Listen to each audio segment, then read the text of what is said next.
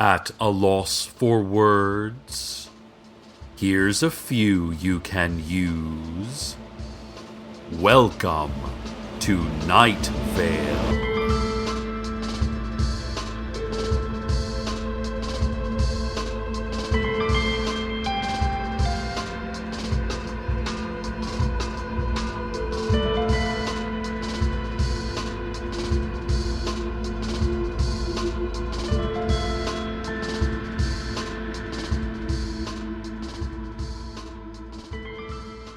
Hello, listeners. We have some news that will affect your morning commute, so let's dive right into it. Walk signals across the whole of Night Vale are malfunctioning. Of course, usually they show either a graphic photo of a run-over pedestrian, indicating you should wait, or time-lapse photography of flowers wilting, indicating that it is safe to cross. But this morning, commuters all over Night Vale are reporting that, bafflingly, they now all have just the word walk in bold white letters.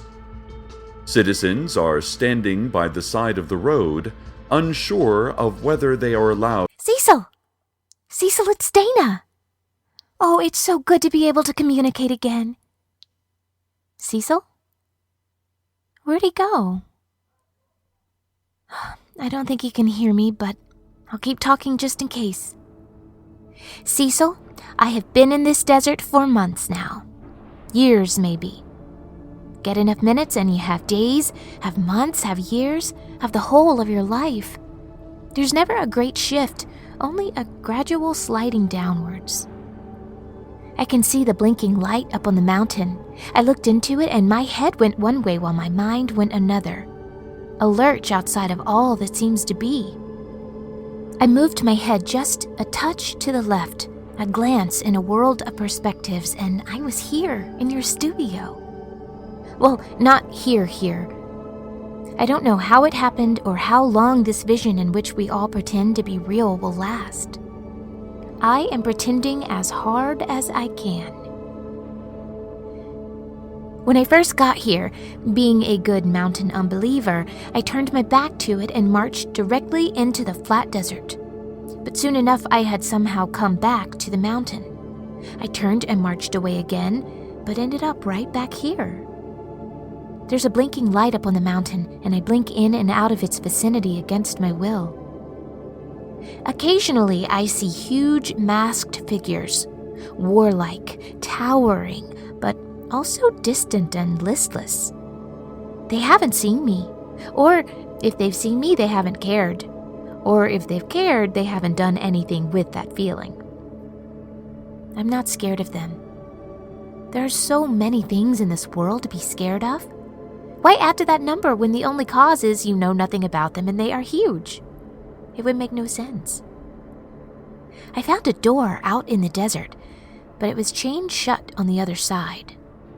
From behind it, I thought I smelled that particular Night Vale smell, the smell of home, like sour peaches and linen, like freshly cut wood and burnt almonds. I knocked and knocked, hoping someone from back there would hear it and let me through, but it never opened. I wasn't even sure which side was supposed to open. I knocked on both sides, but nothing. I kept walking and found myself back at the mountain. There is a blinking light up on the mountain, and so there is nothing else for it. It is time for me to climb. The face of the mountain is steep and lined with sharp ridges and crumbling ledges. This will not be easy. I wonder if anything ever will be. Hopefully I will know something when I am up there that I did not know when I was down here. Elevation must equal knowledge. It must. Because nothing else has. Cecil, I will keep trying. I don't have to keep trying. There is no obligation for me to not just give up, just slump down until I fall away and join the inanimate matter of this strange other world. I don't have to keep trying. Remember that, I say to myself, as I keep trying. I don't know if you've heard any of this. I'd like to think you did. I'd like to think that I'm home. I'd like to think that mountains aren't real, even though I know now, without doubt, that they are. I will see you again, perhaps, from up there, wherever that is. Just me, always me, but from higher up. Goodbye, Cecil. Unable to stop walking. Walk, the signals say, and the pedestrians walk, in unison, arms swinging in a rigid rhythm. This is the worst malfunctioning of walk signals Night Vale has seen since the time all their light bulbs were accidentally replaced with poison gas dispensers. More on this story as it looms closer to us. And now, a word from our sponsors. A balding grassland beneath a low cliffside. There is a monk. Picture what a monk looks like. A bell rings, from his hand, maybe. Then he takes a small step. Then there's that bell again. It will take him a long time to make it from this bit of grass to whatever there is beyond it. An entire lifetime it will take him. And even then, he will die unfinished, undone in midst of doing, having gone slowly to nowhere much. Then a bell will ring, from his hand, maybe, or from somewhere else, and then nothing. Mountain Dew. Dew. The dew. And now back to our... Hello, Cecil? Cecil, can you hear me? Damn it. Cecil, it is beautiful here. It is empty here. I found a lighthouse up on the mountain. Tall, maybe 40 feet, built of brown stone and about 15 feet in diameter. Beyond the lighthouse, I found a settlement of sort. It was bound inside the stone walls of a tightly wound gorge. I hope to find answers in this settlement. I hope to find anything. Here is what I found. Dust, mostly. Emptiness. A sense of loss as I thought about the distance between myself and those I love. An interesting rock, but I can't find it anymore. I miss my brother. A sense of loss as I thought about the people who never returned home to the settlement. If they no longer exist to feel loss, then I shall feel it for them. Also, there were strange drawings along the walls of the gorge. Orange triangles growing bigger and bigger as I traced my way deeper into the spiral. There was a soft light just around the edges of the triangles. When I looked at them, I felt the light in my head and it pounded like a migraine against the back of my eyes. I could not look at them. I could not look away. I was lost in the spiral. It was built by good people, but they were gone, taken by something larger and stronger than them, much larger and stronger even than the masked warriors I saw before. I worried about who would be taken next. My eyes hurt, so through my subjectivity, the entire world hurt. And then, a bright blackness from somewhere beyond the spiral. That was when I realized I had forgotten that there was anything outside of the spiral. It had become the entirety, the totality, all of that. But I followed the bright blackness, a near blinding beam of pure darkness, and it led me back out again. The orange triangles grew smaller and smaller until they were little dots, a freckled rock face. There is something coming, Cecil. I feel it in the air. It's like a hot wind blowing, but not hot, deathly cold. And not a wind, a vast creature. And not blowing, rushing at us out of the gaps in time and memory with which we hold together our lives. When I look to the horizon, I see light. like the light in the spiral. I feel it push against the back of my eyes. It is the unraveling of all things, the great glowing coils of the universe unwinding. I wish I could tell you more. Communication is difficult. It is impossible, some say, communicating the idea of its impossibility to others. I feel myself slipping. I'm getting fainter now. Or no, you are. Which I haven't done, by the way, in years, or at least days, or at least I'm not doing it right now. Thursday is a lost cause, but we will keep on fighting. We will get up, say, yes, today is a different day than before, believing this against all evidence, eating food like that matters, going to jobs that mean the same thing as they did before, but cast in a new light by our own optimism, which will slowly drain away until all that is left is the movements and thoughts we've had before, echoes of ourselves, underlined to emphasize the lack of emphasis. Coming home, drifting home, aimless, homeward wandering into a kitchen that is too small for our needs, and eating food that isn't what we imagined it would be, and watching television that means more to us than our jobs, and finally, falling asleep, in which we dream of the Thursday that could be, if only we lived Thursday to the full potential of its Thursdayness, not expecting it to be anything but Thursday, embracing every inch of its Thursday reality and living each Thursday moment anew, only to wake the next Thursday and again impose unsuccessfully our imagined Thursday onto the unyielding frame of Thursday, our Thursday, a lost cause.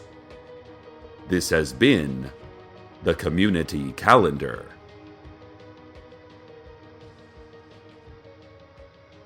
The crowd amassed by the walk signals is now marching down Route 800, apparently advancing on City Hall.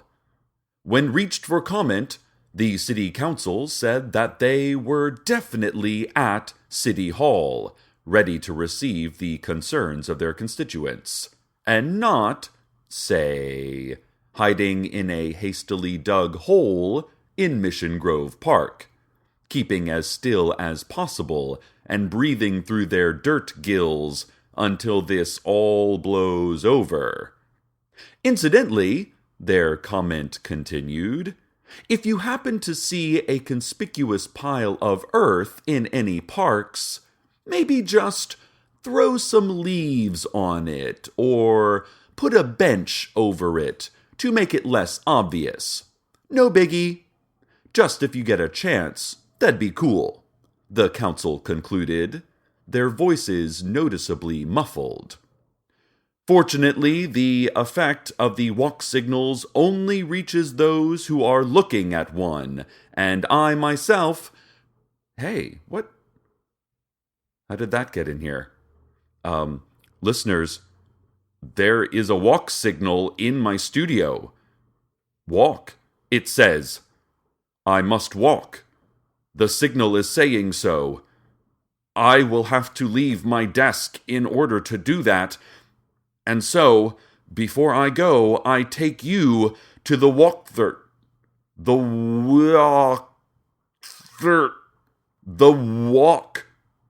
Walk. I can't seem to get hold of Cecil. I'm trying to tell him something important, but just as I showed up here again, he announced the weather. The weather is beautiful here. Cecil cannot hear me, and I do not remember what I wanted to say. I remember the table at my grandfather's house. It had carved legs in the shape of a myriad of animals, spiraling around each other, whole ecosystems within each leg.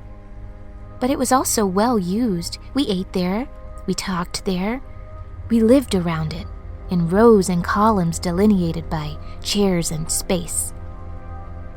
I remember diagonals of sunlight in the late afternoon, drawn across its flat expanse, transversed by my grandfather's hand as he swept it through whatever story he was telling, to highlight the words with motion, to motion us closer to the words. I remember my mother as rapt as I was. I remember my brother as rapt as I was. I remember that I haven't seen my mother or my brother for months now. And in some ways, I miss that table more than I miss them. We are all of us only one life each, but that table is all of our lives added together, a delicate, tangled problem we never wished to solve. But life solves all our problems against our will. I remember I am Dana, or I am Dana's double. One of us killed the other with the stapler. Even I don't know which one. I have these memories, but memories prove nothing. Experiences also prove nothing. There are many proofs for nothing. It is the concept of which we are most certain. I'm sorry. I'm trying to remember something important and I am failing. My grandfather died a long time ago. A few months ago, I killed my double. These facts have no symmetry. They are disconnected. I must find a way back to you, listeners. I must protect Night Vale and Cecil and my mother and my brother and whoever I am. I must protect them from what is coming, the unraveling of all things. This winding gorge spirals around itself, an empty ecosystem within the mountain. Beyond it, the desert is a flat expanse with diagonals of sunlight traversed by my passing. I am sweeping through my own story, highlighting the words with motion, motioning us closer to the end. This is not what I wanted to tell you. Listeners, look past the things you think you see. Move your head just a touch to the left, a glance in a world of perspectives, and then you might see it, an entire universe in the corner of your eye. I have seen this lighthouse with its red beam rotating out into the desert distance. I have seen the dog park and its infinite, bland secrets. I have seen the settlement in the gorge, and I do not wish to see it again. I have seen Cecil, but I have not seen my mother. I have not seen my brother. Life solves the problems we hope it won't. You may hear from me again. I'm afraid, no, concerned, no, afraid that you will not. I wish I could stay, but the noise of the approaching, whatever it is, has gotten louder, closer. I must go. This is Intern Dana. Sister, daughter, or not. Dana with a question mark. This is me, or my double, signing out. I miss you, Night Vale. Goodbye.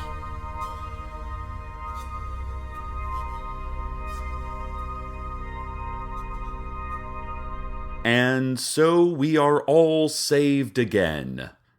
I'll be honest, Night Vale, that was the most worried I've been in some time.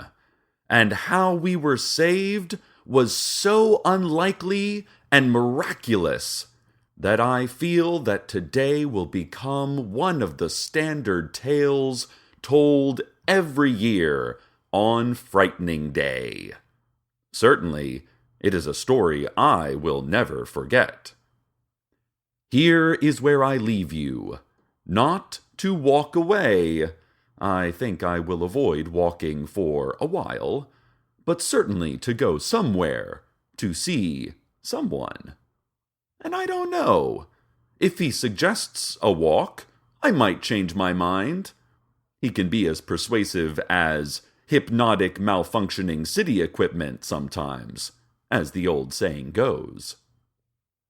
Stay tuned next for the noises of my hurried retreat, echoing first as sound and then as memory, and maybe, then again, as part of tonight's fractured dreaming. Good night, Night Vale. Good night. Welcome to Night Vale is a production of Commonplace Books. It is written by Joseph Fink and Jeffrey Craner, and produced by Joseph Fink. The voice of Night Vale is Cecil Baldwin. The voice of Dana was Jessica Nicole. Original music by Disparition. All of it can be found at disparition.info or at disparition.bandcamp.com. This episode's weather was What Have They Done to You Now by Daniel Knox. Find out more at danielknox.com.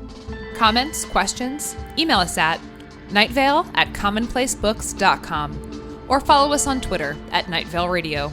Check out commonplacebooks.com for more information on this show, as well as all sorts of cool Night Vale stuff you can own. And while you're there, consider clicking the donate link. That'd be cool of you. Today's proverb: please move your brain so we can get to the drugs, and stop leaving it there. We've talked about this.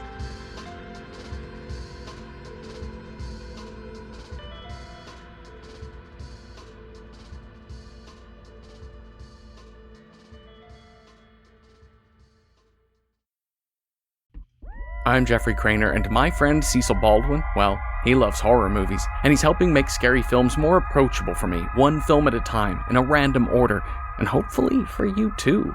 If you love horror, you can watch along with us each week, and if you're a bit squeamish, don't worry, we'll tell you what happens.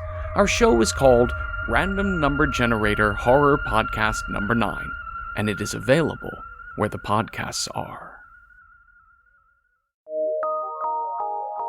From PRX.